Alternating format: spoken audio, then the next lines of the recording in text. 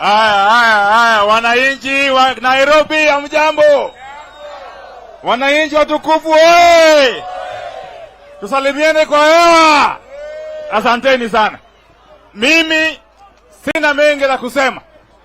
Leo hii tulikusanyika hapa ili tuzungumuze na wananchi watukufu, na kwa hakika tumesikiza maoni ya wananchi. Kwa hivi sasa mniruhusu ili nisome kauli au declarations ya Kamukunji. Mkikubaliana na mimi museme ndio, sawa sawa. Resolutions of the People's Consultative Forum at the Kamukunji grounds on December 7th, 2022. We, the people of Kenya, gathered here at the historic Kamukunji grounds and having consulted widely on diverse issues of national interest, hereby resolve as follows.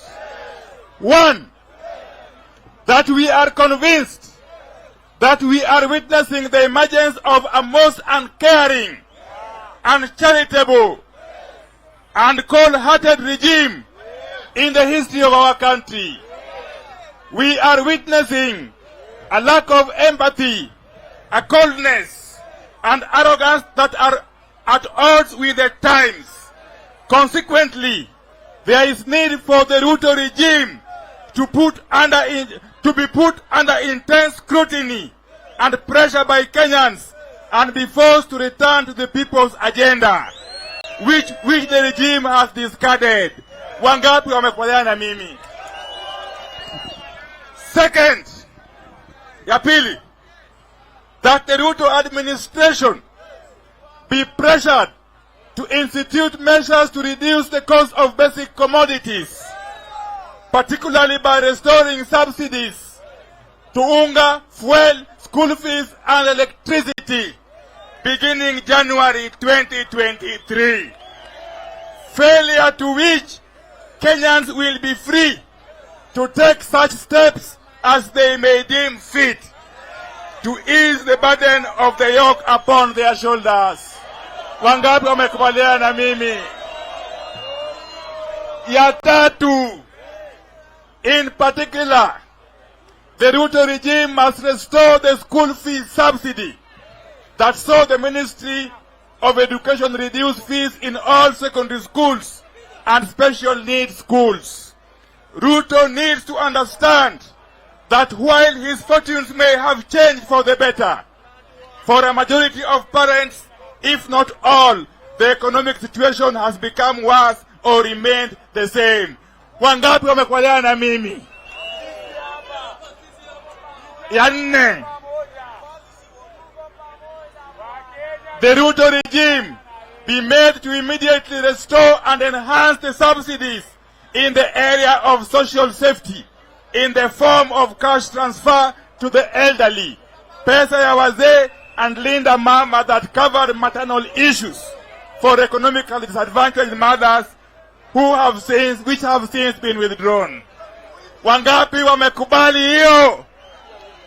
Ya tano, that the Ruto regime be pressured and be made to institute discipline, order, and clarity in its ranks so that Kenyans can have clarity on critical policy issues, failure to which Kenyans will be at liberty to disobey the incoherent roadside declarations being issued by these incompetent officers. Wangapi wamekubali? Ya sita, that the Ruto regime be pressured to embrace the rule of law and embark on an inclusive and consultative process of reconstituting the IBC, failure to which Kenyans will be free to resort to other measures that will enable them attain this goal. Wangapi wamekubali?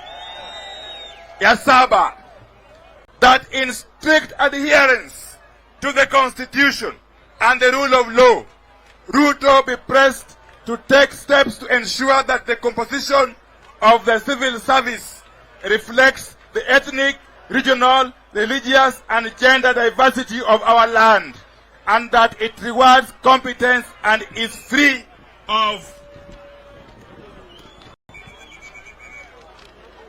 of tribalism, favoritism, and nepotism, and in compliance with the integrity provisions of the Constitution.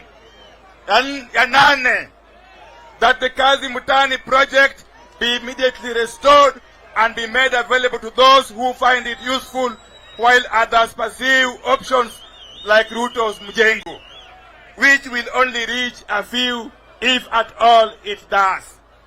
Finally, that these people's dialogues shall continue in the coming days, weeks, and months in different parts of the country in pursuit of a nation that cares for its citizens, respects the rule of law, and honors the principles of inclusivity in line with our Constitution.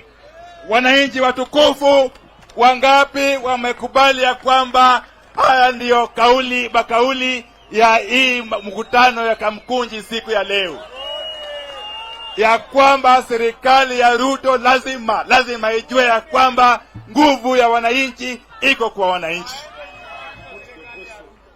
And therefore, let me put the question.